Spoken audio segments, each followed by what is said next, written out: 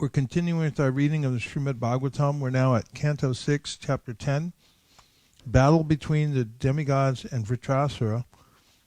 We're taking up at text number 11, where we left off at the cow break. Could you just read 11 and I'll take up after that? Really? I have some at one now. Bigger thing than mine. I see. Okay.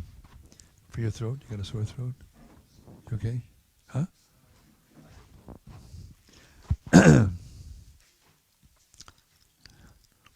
Text 11.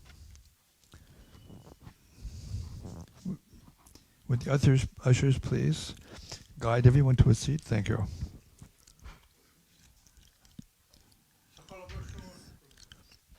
Sakala Bashun.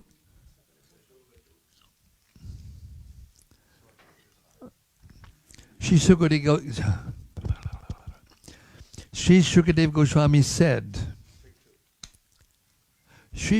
Goswami said,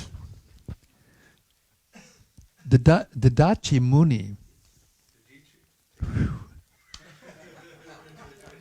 Shukadev Goswami said, the Dachi Muni, the son of Atharva, thus resolved to give his body to the service of the demigods.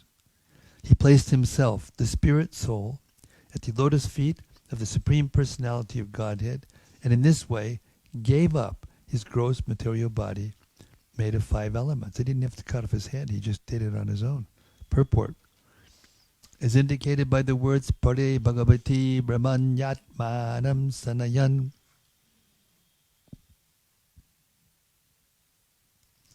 The Dichi placed himself,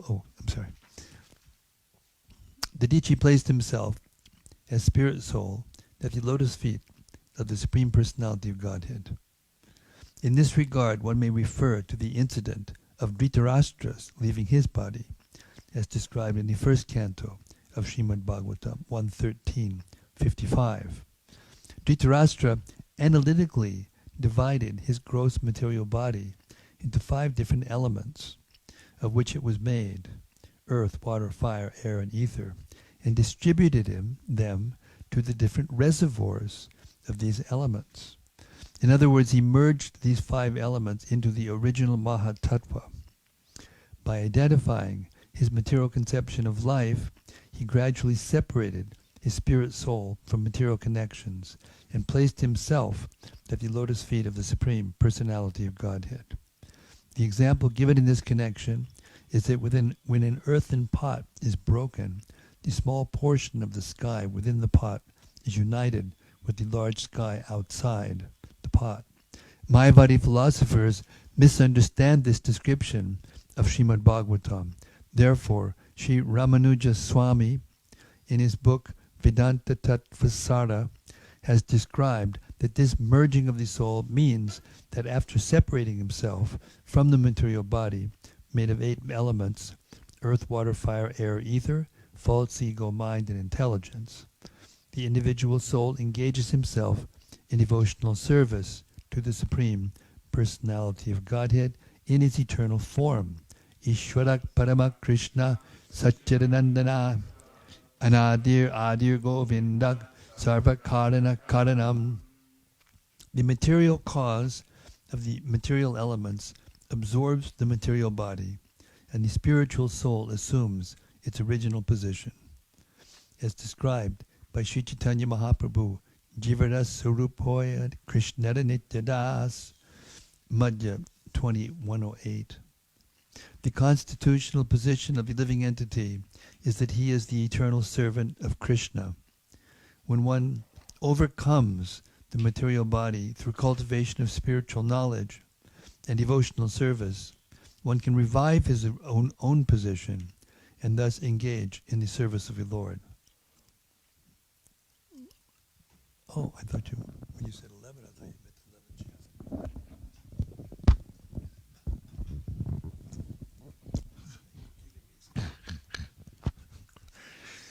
12. Didichi Muni controlled his senses, life force, mind, and intelligence, and became absorbed in trance. Thus he cut all his material bonds. He He could not perceive how his material body became separated from his self. Purport. The Lord says in Bhagavad Gita 8.5, Antakale chamameva smaran muktva kalevaram yaprayati samadbhavam yati nasyatra sangshayaha.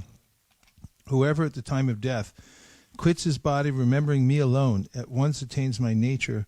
Of this there is no doubt. Of course, one must practice before one is overcome by death. But the perfect yogi, namely the devotee, dies in trance, thinking of Krishna. He does not feel his material body being separated from his soul. The soul is immediately transferred to the spiritual world. Tyakvadeham punarjanma naiti mam eti. The soul does not enter the womb of a material mother again, but is transferred back home, back to Godhead. This yoga, bhakti yoga, is the highest yoga system, as explained by the Lord himself in Bhagavad Gita 6.47. Yoginam api sarvesham madgatan antaratmana bhajate yomam same yukta tamo mataha. Of all yogis, he who always abides in me with great faith, worshipping me in transcendental loving service, is most intimately united with me in yoga and is the highest of all. The bhakti yogi always thinks of Krishna, and therefore at the time of death he can very easily transfer himself to Krishna Loka without even perceiving the pains of death. Thereafter King Indra very firmly took up the thunderbolt manufactured by Vishvakarma from the bones of Dadichi. Charged with the exalted power of Dadichi Muni and enlightened by the power of the Supreme Personality of Godhead, Indra rode on the back of his carrier Airavata, surrounded by all the demigods, while all the great sages offered him praise. Thus he shone very beautifully, pleasing the three worlds as he rode off to kill Vitrasara. My dear King Parikshit, as Rudra, being very angry at Antaka Yamaraj, had formerly run toward Antaka to kill him, Indra angrily and with great force attacked Vitrasara, who was surrounded by the leaders of the demoniac armies. Laughing matter. Text 16. Thereafter, at the end of the Satya Yuga and the beginning of Treta Yuga, a fierce battle took place between the demigods and the demons on the bank of the Narmada. Purport. Herein Narmada does not mean the Narmada River in India. The 5 sacred rivers in India, Ganga, Jamuna, Narmada, Kaveri, and Krishna, are all celestial. Like the Ganges River, the Narmada River also flows in the higher planetary systems. The battle between the demigods and the demons took place in the higher planets. The words Pratame Yuge mean in the beginning of the first millennium, that is to say, in the beginning of the Vaisesika Manvantara. In one day of Brahma, there are 14 Manus, who each live for 71 millenniums. The 4 yugas, Satya, Treta, Dwapara, and Kali, constitute 1 millennium. We are presently in the Manvantara of Vaisesika Manu, who is mentioned in Bhagavad Gita. Imam Vivasvate Yugam Proktavan Ahamavyayam Vivaswan Manave Praha. We are now in the 28th millennium of Vaisesika Manu, but this fight took place in the beginning of Vaisesika Manu's first millennium. One can historically calculate how long ago the battle took place. Since each millennium consists of 4,300,000 years, we are now in the 28th millennium. Some 120,400,000 years have passed since the battle took place on the bank of the river Narmada. 120 million. Yeah. Texts 17 and 18.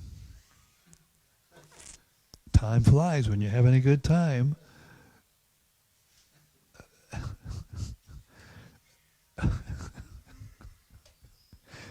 O king, when all the Asuras came onto the battlefield, headed by Vitrasara, they saw King Indra carrying the thunderbolt and surrounded by the Rudras, Vasus, Adityas, Ashwini Kumaras, Pitas, Vanis, Maruts, Ribus, Sadyas, and Vishwadevas. Surrounded by his company, Indra shone so brightly that his effulgence was intolerable to the demons. Text 19 through 22. Little bonus here. No? Double bonus. Many hundreds and thousands of demons, demidemons, hey, they brought in the B team, this is the B League.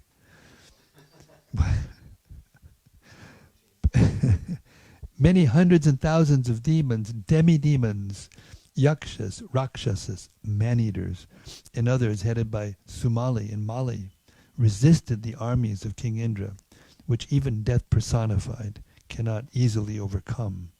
Among the demons were Namuchi, Shambhara, Anbarba, Dvimurdha, Rishabha, Asura, Hayagriva, Sankushira, Viprachiti, Ayamuka, Paloma, Vrishaparva, Prahiti, Heti, and Utkala, roaring tumultuously and fearlessly like lions.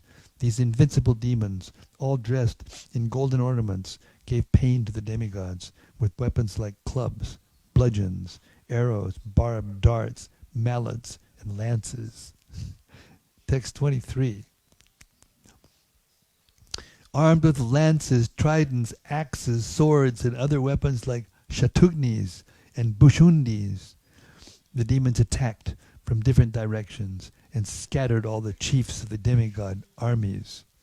24. As the stars in the sky cannot be seen when covered by dense clouds, the demigods, being completely covered by networks of arrows falling upon them one after another, could not be seen. Text 25. The showers of various weapons and arrows released to kill the soldiers of the demigods did not reach them, because the demigods, acting quickly, cut the weapons into thousands of pieces in the sky.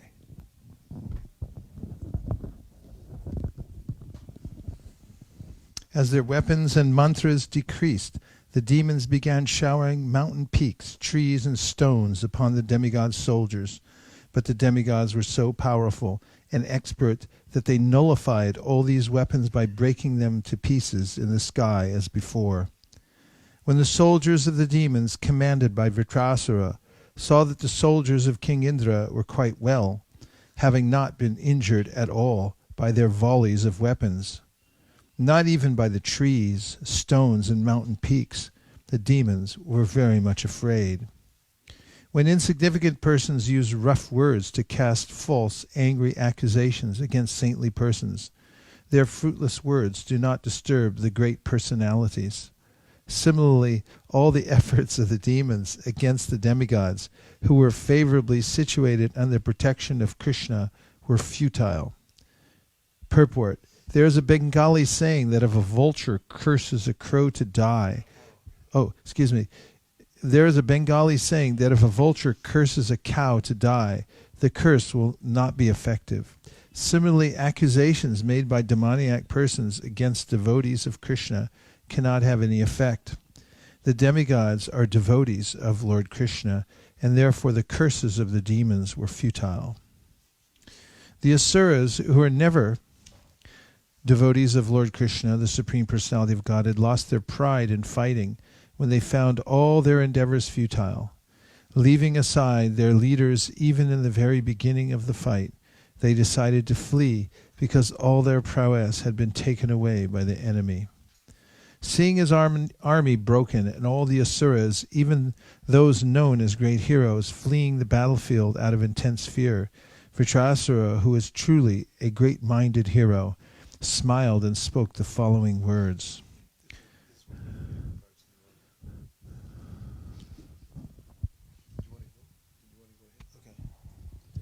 According to his position and the time and circumstances, Vitrasara, the hero among heroes, spoke words that were much to be appreciated by thoughtful men.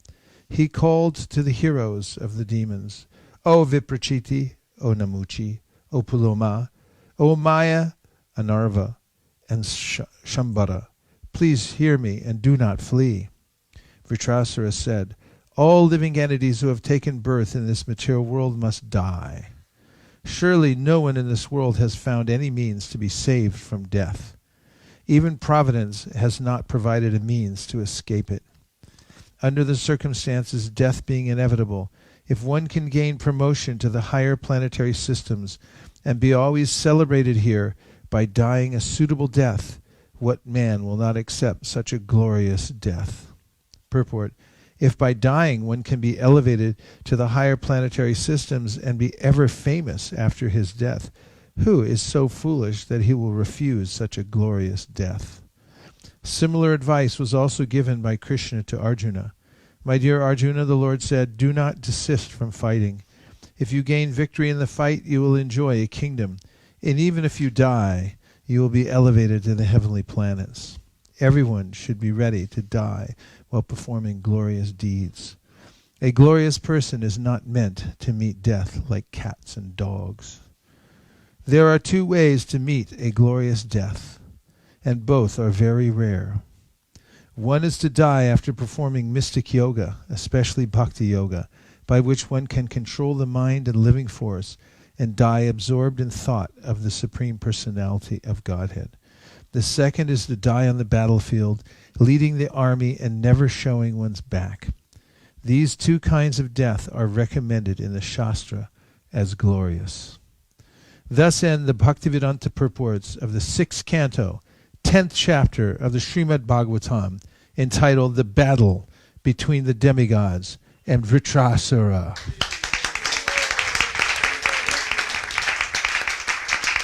Bravo! Bravissimo!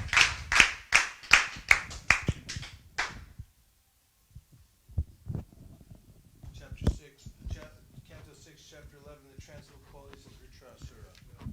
This is very, very ecstatic chapter. The transcendental qualities of Retracera.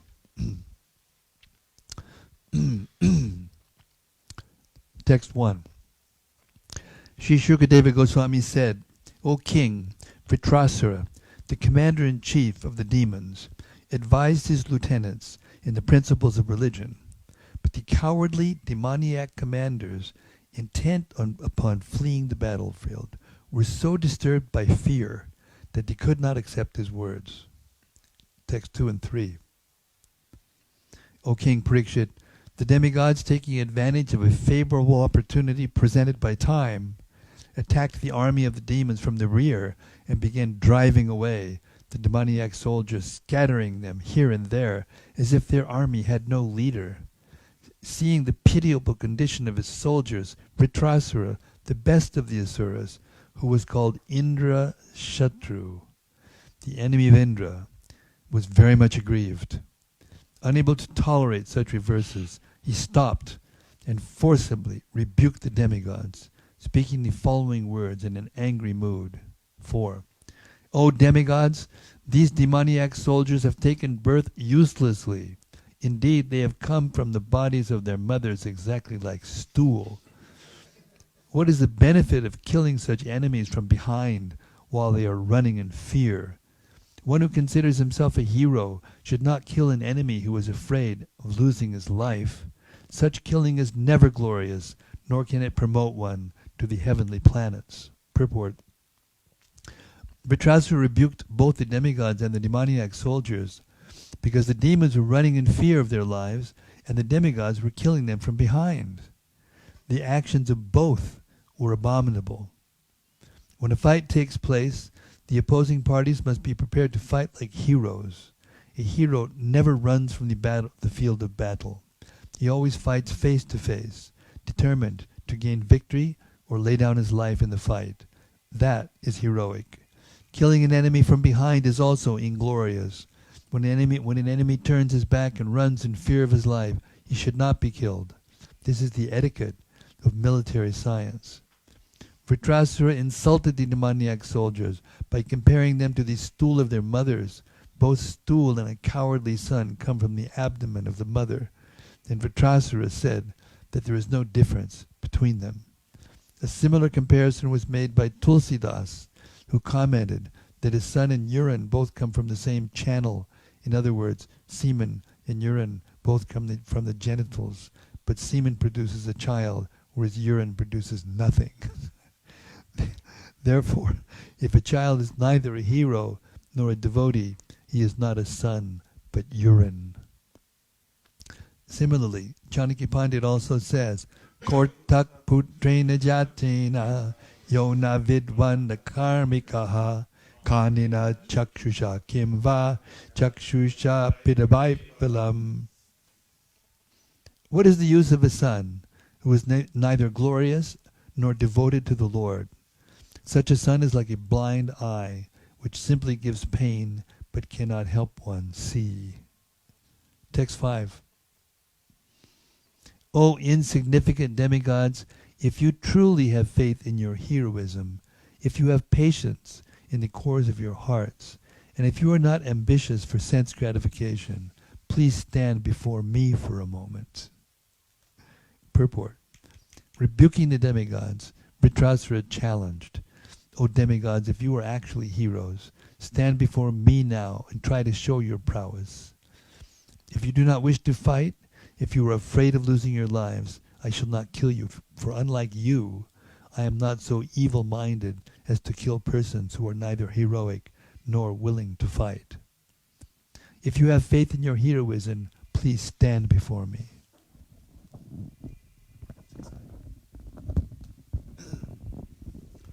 Shukadev Goswami said, Vitrasara, the angry and most powerful hero, terrified the demigods with his stout and strongly built body. When he roared with a resounding voice, nearly all living entities fainted. When all the demigods heard Vitrasara's tumultuous roar, which resembled that of a lion, they fainted and fell to the ground as if struck by thunderbolts. As the demigods closed their eyes in fear, Vitrasara, taking up his trident and making the earth tremble with his great strength, trampled the demigods beneath his feet on the battlefield the way a mad elephant tramples hollow bamboos in the forest. Seeing Vitrasara's disposition, Indra, the king of heaven, became intolerant and threw at him one of his great clubs, which are extremely difficult to counteract. However, as the club flew toward him, Vitrasara easily caught it with his left hand. O King Parikshit, the powerful Vitrasara, the enemy of King Indra, angrily struck the head of Indra's elephant with that club, and making a tumultuous sound on the battlefield. With the club, making a tumultuous sound on the battlefield. For this heroic deed, the soldiers on both sides glorified him. Yeah. Text 11. Struck by the club, by Vitrasara like a mountain, struck by a thunderbolt, the elephant Airavata, feeling great pain and spitting blood from its broken mouth, was pushed back 14 yards. In great distress, the elephant fell with Indra on its back. Text 12. When he saw Indra's carrier elephant thus fatigued and injured, and when he saw the great soul, and he saw Indra morose because his carrier had been harmed in that way, the great soul, Retracera, following religious principles, refrained from again striking Indra with the club. Taking this opportunity, Indra touched the elephant with his nectar-producing hand, thus relieving the animal's pain and curing its injuries. Then the elephant and Indra both stood silently. 13. O king, when the great hero Vitrasara saw Indra, his enemy, the killer of his brother, standing before him with a thunderbolt in his hand, desiring to fight, Vitrasara remembered how Indra had cruelly killed his brother. Thinking of Indra's sinful activities, he became mad with lamentation and forgetfulness. Laughing sarcastically, he spoke as follows. Sri Vitrasara said, He who has killed a Brahmana, he who has killed his spiritual master, Indeed, he who has killed my brother is now by good fortune standing before me face to face as my enemy. O most abominable one, when I pierce your stone-like heart with my trident, I shall be freed from my debt to my brother. 15. Only for the sake of living in the heavenly planets, you killed my elder brother, a self-realized, sinless, qualified Brahmana, who had been appointed your chief priest. He was your spiritual master, but although you entrusted him with the performance of your sacrifice, you later mercilessly severed his heads from his body, the way one butchers an animal. Indra, you are bereft of all shame, mercy, glory, and good fortune. Deprived of these good qualities by the reactions of your fruitive activities, you are to be condemned even by the man-eaters, Rakshasas. Now I shall pierce your body with my trident, and after you die with great pain, even fire will not touch you. Only the vultures will eat your body. You are naturally cruel.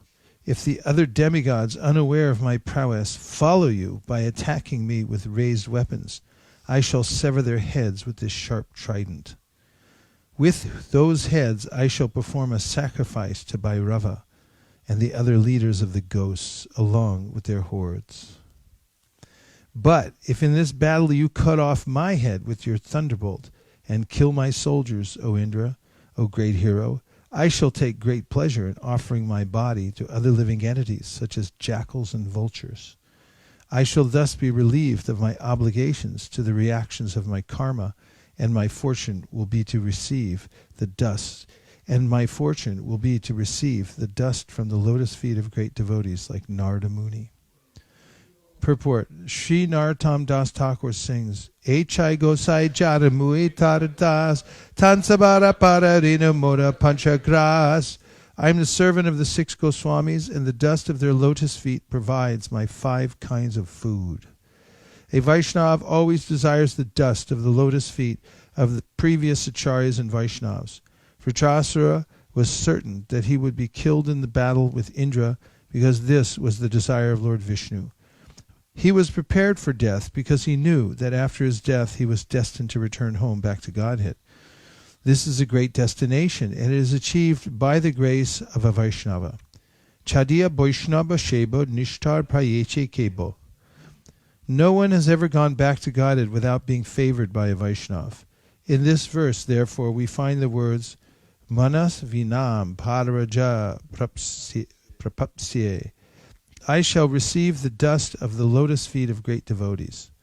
The word Manas Vinam refers to the great devotees who always think of Krishna. They are always peaceful, thinking of Krishna, and therefore they are called Dhira. The best example of such a devotee is Narada Muni. If one receives the dust of the lotus feet of a Manasvi, a great devotee, he certainly returns home back to Godhead. 19. O King of the Demigods, since I, your enemy, am standing before you, why don't you hurl your thunderbolt at me? Although your attack upon me with your club was certainly useless, like a request of money from a miser, the thunderbolt you carry will not be useless. You need have no doubts about this. Purport. When King Indra threw his club at Vitrasara, Vitrasara caught it in his left hand, and retaliating by using it to strike the head of Indra's elephant, and retaliated by using it to strike the head of Indra's elephant.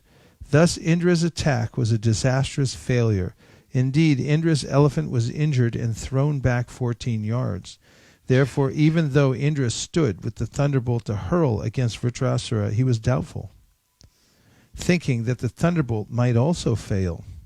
Vitrasara, however, being a Vaishnava, assured Indra that the thunderbolt would not fail, for Vitrasara knew that it had been prepared in accordance with the instructions of Lord Vishnu. Although Indra had doubts because he could not understand that Lord Vishnu's order never fails, Vitrasara understood Lord Vishnu's purpose. Vitrasara was eager to be killed by the thunderbolt manufactured according to Lord Vishnu's instructions, because he was sure that he would thus return home back to Godhead. He was simply waiting for the opportunity of the thunderbolts being released. In effect, therefore, Vitrasara told Indra, if you want to kill me, since I am your enemy, take this opportunity. Kill me. You will gain victory, and I shall go back to Godhead. Your deed will be equally beneficial for both of us. Do it immediately. 20. O Indra, king of heaven, the thunderbolt you carry to kill me has been empowered by the prowess of Lord Vishnu and the strength of Dadichi's austerities. Since you have come here to kill me in accordance with Lord Vishnu's order, there is no doubt that I shall be killed by the release of your thunderbolt. Lord Vishnu has sided with you. Therefore your victory, opulence, and all good qualities are assured. Purport: Vitrasara not only assured King Indra that the thunderbolt was invincible, but also encouraged Indra to use it against him as soon as possible. Vitrasara was eager to die with the stroke of the thunderbolt sent by Lord Vishnu, so that he could immediately return home back to Godhead. By hurling the thunderbolt, Indra would gain victory and enjoy the heavenly planets, remaining in the material world for repeated birth and death. Indra wanted to gain victory over Retracera and thereby become happy, but that would not at all be happiness. The heavenly planets are just below Brahmaloka, but as stated by the Supreme Lord Krishna, Brahmavunaloka Punar Avartinorjuna. Even if one achieves Brahmaloka, he must still fall to the lower planetary systems again and again. However, if one goes back to Godhead, he never returns to this material world.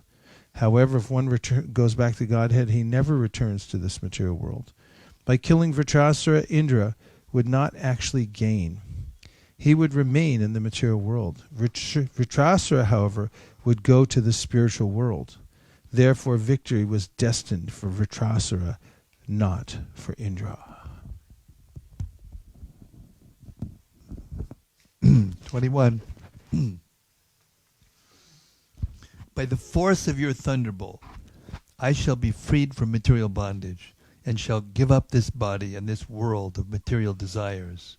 Fixing my mind upon the lotus feet of Lord Sankarshan, I shall attain the destination of such great sages as Narada Muni, just as Lord Sankarshan has said.